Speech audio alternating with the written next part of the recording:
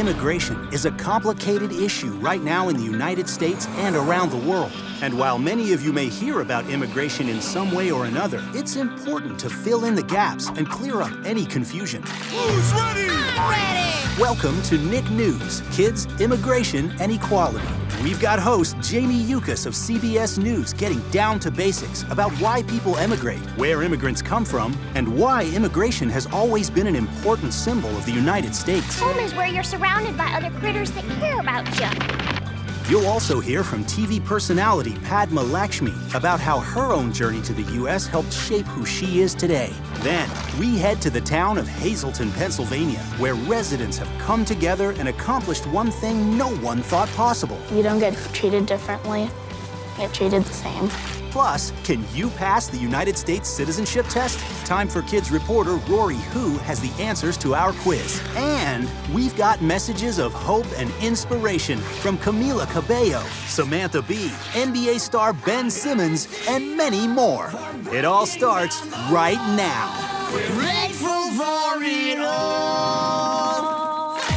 Hi, I'm Jamie Yukas, and you're watching Nick News Kids, Immigration, and Equality. The United States has just about always been considered a nation of immigrants. The truth is, America is a nation made up of immigrants, indigenous peoples, and African Americans who were brought to America during the Atlantic slave trade. Now, I know immigration is a word many of you have probably heard before. Most of your life stories connect to immigration in some form or another. Your parents, grandparents, extended family, or even friends have probably come to the U.S. from another country. In fact, more than 25% of kids under the age of 18 have an immigrant parent or grandparent. It's what makes our country diverse and dynamic. So why do we sometimes feel divided, especially now? That's where we come in. Today, our goal is to have a real conversation about a topic that's personal to all of us. We'll answer some of your questions like, what does DACA mean? Who are dreamers? What's the difference between a refugee and an immigrant? And how do you become a legal United States citizen? But first, my dad is from Switzerland. My mom is from Venezuela. My dad is from El Salvador, and my mom is from Guatemala. Thailand. Australia. India. Haiti. Mexico. South Africa. England and Ireland. Tunisian and Italian. Egypt. Suriname.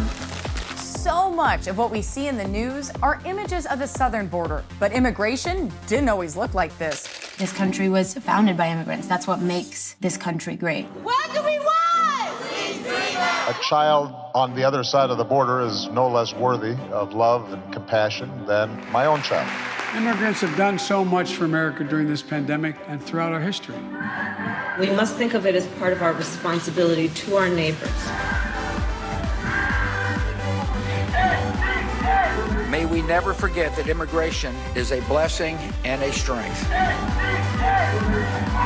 Congress needs to pass legislation to finally secure protection for dreamers. I deserve to be here. I deserve the opportunity to get a college education, and I deserve the opportunity to have a professional life and to someday have a family. We're people. We're not numbers.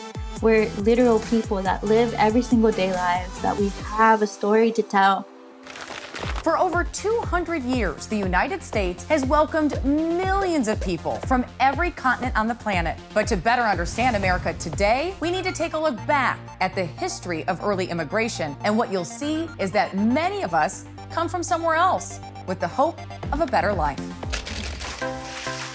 As thousands of people started arriving on America's shores, Congress responded by enacting the 14th Amendment in 1868. The 14th Amendment to the U.S. Constitution grants citizenship to all persons born or naturalized in the United States, including former enslaved people, and it guarantees all citizens equal protection of the laws. Unfortunately, it was not enforced for decades until the 1960s Civil Rights Movement. The country's immigration policies didn't end there. Since then, there have been defining moments in America's history that helped create the immigration system we know today. Between 1870 and 1900, more than 70% of all immigrants came to the U.S. through New York City, also known as the Golden Door. Then, by the mid to late 1800s, a wave of immigrants from Asia, with the most coming from China, came to to the U.S. and were central in building much of the infrastructure in the West, including the railroad system. From 1900 to 1920, nearly 24 million immigrants arrived in the U.S. from Ireland, Italy, Sweden, Finland, Norway, Germany, Poland, Russia, and Greece. However, this didn't stop immigration from becoming a controversial issue, especially in 2006, when Congress approved $1.2 billion for 700 miles of fence along the U.S.-Mexican border. But one of the most recent changes in immigration policy came in 2012, when then-President Barack Obama established DACA, the Deferred Action for Childhood Arrivals. They are Americans in their heart, in their minds, in every single way but one, on paper. DACA protects certain young people who entered the United States illegally as children. It protects recipients from being sent back to their home country and also allows them to apply for a driver's license and a work permit. But with a new administration entering the White House in 2017, DACA ended, putting an expiration date on the legal protections given to those recipients. And once again, immigrants were targeted, just as they were throughout history. When we come back, TV personality Padma Lakshmi reveals her journey to the U.S. and what she hopes for everyone who is fighting to become a citizen. Plus, Isabella Alvarez, who plays Ronnie Ann from the Casagrandes, explains the difference between DACA and Dreamers. But first, watch this. What is the difference between a refugee and an immigrant? An immigrant is someone who makes the decision to move to a foreign country with intention of settling there. To tell you what a refugee is, we'll let Filippo Grandi, the United Nations High Commissioner for Refugees, answer. Refugees are people who move because they are forced to move, because their home country becomes dangerous due to war or violence, and they have to run away to find safety.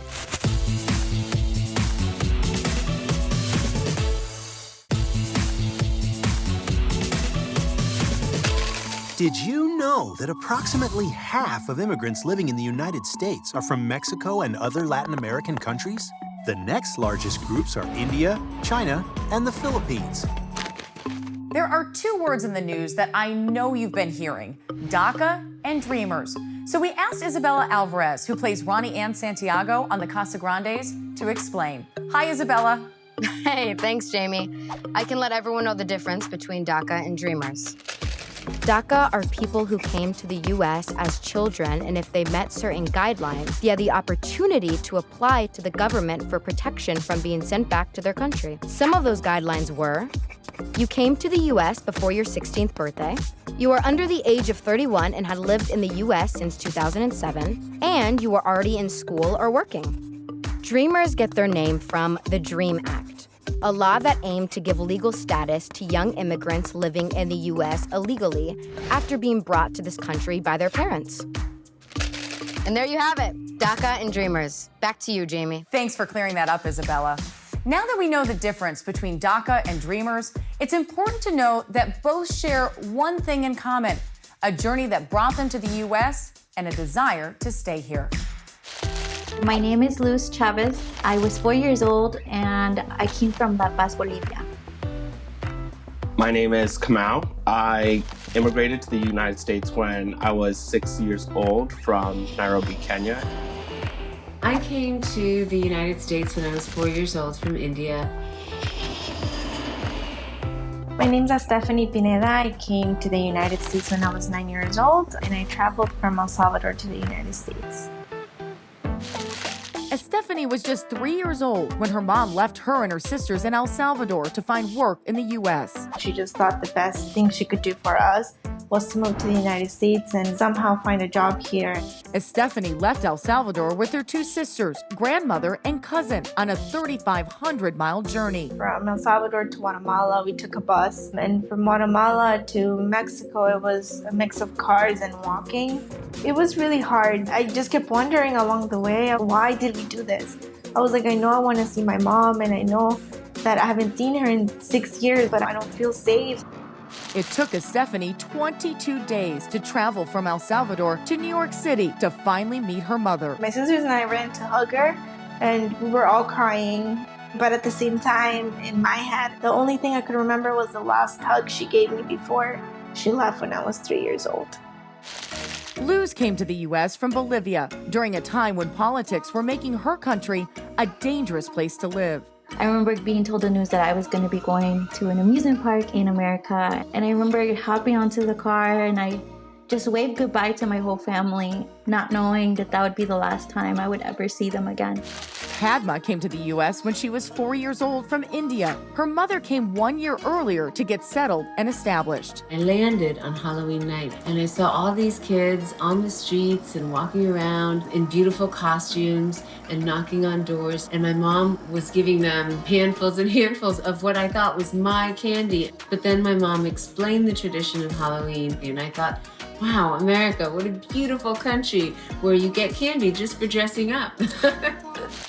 Kamau came to the U.S. about a month after the September 11th attacks. Everything changed after 9/11, and specifically after the backlash against a lot of immigrants because of all the fear that was around the way terror was being twisted to pit neighbors against each other.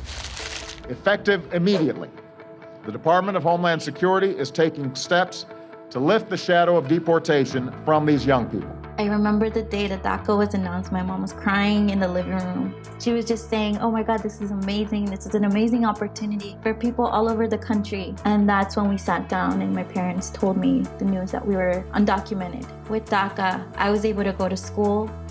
With DACA, I was able to go to work. And with DACA, I didn't have the fear of being deported and taken away from my family.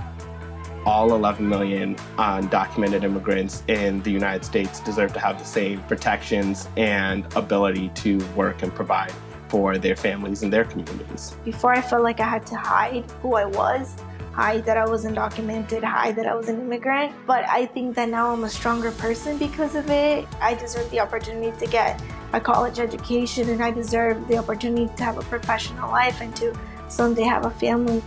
At times, it can be hard to be an immigrant kid in this country, but what you should know is that you're not alone. This country was built by immigrants, lots and lots of immigrants, just like you, from all over the world. So you're not alone, you're actually part of a greater collective of immigrants who have shaped America. When we come back, we'll take you to a town that has made the impossible possible. Stay with us. Hey there, Ben Simmons from the Philadelphia 76ers here. I came to America to go to high school in Orlando in 2016.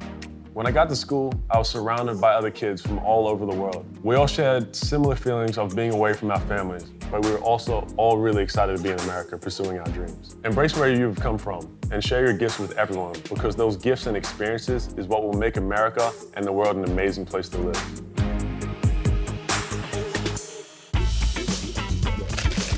Former President George W. Bush has released his new book called Out of Many, One. The book is a collection of 43 portraits of immigrants, all of whom came to America for freedom and a better life. President Bush says he has met every person he painted. In 2006, the town of Hazelton, Pennsylvania made national headlines when the city's mayor enacted a law that if businesses hired or if landlords rented to undocumented immigrants, they would be fined. It became known as the Hazelton Law. Protests erupted throughout the town for and against immigration until a federal judge stopped the law from continuing. Since then, Hazelton has been working out how to manage a city that has gone from a mostly white population to one that is now 60% Latino. It has not been easy, but one man saw the hope and possibilities for his hometown, and he decided to do something about it. 60 Minutes Plus and CBS News correspondent Enrique Acevedo brings you a story about a town that has come together because of immigration. Hi, Enrique. Hey, Jamie. Bienvenida. Welcome to HIP, or the Hazelton Integration Project. Hazelton, Pennsylvania, population 25,000. Over 100 years ago, Hazelton was a rich coal mining town, welcoming immigrants from Poland, Germany, and Italy looking to live the American dream. The blending of these cultures was so successful, Hazelton was named an all-American city. Eventually, the coal mines started to disappear, leaving fewer jobs and less opportunity. until the late 1990s when a new wave of immigrants from the Dominican Republic, South America, and Mexico began to settle into Hazelton. But they weren't welcomed with open arms. And that attitude didn't sit well with hometown native and Major League Baseball's Joe Madden. He and his cousin Jackie remember an idyllic childhood, something they felt they needed to recreate in their town. Madden saw the opportunity to bring the different ethnic groups together, just like Hazelton in the old mining days. In 2013, the Hazelton Integration Project was born, a community center that offers classes in English and other subjects to adults and children, as well as after-school sports. The goal? To build trust, connections, and a future for all the residents of Hazelton.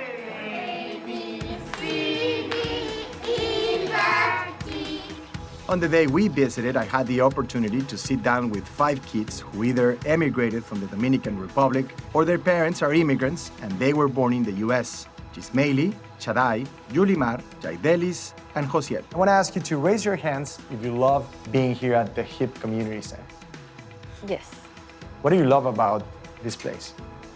They help you like when you have a test or a homework that you can like do it on yourself. They help you. Making new friends. What about speaking Spanish? Is that something you do at school or is sometimes something you're a little self-conscious We about? only use it in lunch because when we're in class, we cannot talk, but we only need to talk in English. Do you miss something about the Dominican Republic? My family, I miss like because I have a lot of family in Republic Dominican, my cousins and like my aunts. I miss the beach, the hot weather. I miss my grandma because when I was little, she was the only one who played with me and buy me things like dolls. So when I was when I was moving here, I was crying the whole time. And do you wish you could see her more often? Mm-hmm. It's okay to cry, don't worry. It's totally okay. Josiel, ¿tú extrañas algo de la República Dominicana? Sí, a mi mamá. ¿Tu mamá está allá? La extraño con todo mi corazón. ¿Hace cuánto que no la ves? 3 años y pico. 3 años. How would you define what the community center has meant for you? It feels like a family home. You don't get treated differently. You get treated the same, equally. That's how I would describe it. Wow, so inspiring, Enrique. And it looks like HIP has come such a long way since you were last there in 2013. What did you take away from your day there? You know, Jamie, during the last decade, Hazelton has become a city of possibility. And this place has been at the center of that transformation. Also during that time, I became an American citizen and the father of 2 US-born kids. So for me, HIP is much more than a community center. It's a place where people can celebrate their differences and grow together. Jamie? Enrique, thank you. Up next, Time for Kids reporter Rory Hu has the answers to our U.S. citizenship test. How many do you have right? Find out next. Hi, I'm Sam B, and I'm an immigrant. I moved to the U.S. for a culture just rich with mayonnaise and labradoodles, but for most people, the immigration process is very difficult, so please treat immigrants with kindness. They are what makes this country so great. I mean, that and the mayonnaise. I remember the first time I came to USA, I was an immigrant. I was really welcomed by the United States, Everything was just beautiful to see. I was like, wow, it's true that if you make it here, you can make it anywhere. Becoming a U.S. citizen is a long process, and the final requirement is for legal permanent residents or green card holders to take the United States citizenship test. Would you be able to pass the citizenship test? Time for Kids reporter Rory Hu is back with us and tests our knowledge. Hi, Rory. Hi, Jamie. Question 1. Who wrote the Declaration of Independence? A. George Washington. B. Thomas Jefferson. C. Abraham Lincoln. Or D. Alexander Hamilton. The answer is B. Thomas Jefferson. Congress appointed a committee of 5. John Adams, Benjamin Franklin, Thomas Jefferson, Robert R. Livingston, and Roger Sherman to draft the Declaration of Independence. Here's the next question. When do we celebrate Independence Day? A. March 4th. B. January 1st. C, June 30th, or D, July 4th? The answer is D, July 4th. On Independence Day, Americans celebrate in many different ways. We have parades, picnics, and watch fireworks. Hooray for independence! Woohoo! Next, if both the president and the vice president can no longer serve, who becomes president? A, the Speaker of the House of Representatives. B, the Chief Justice. C, the First Lady. Or D, the Secretary of State.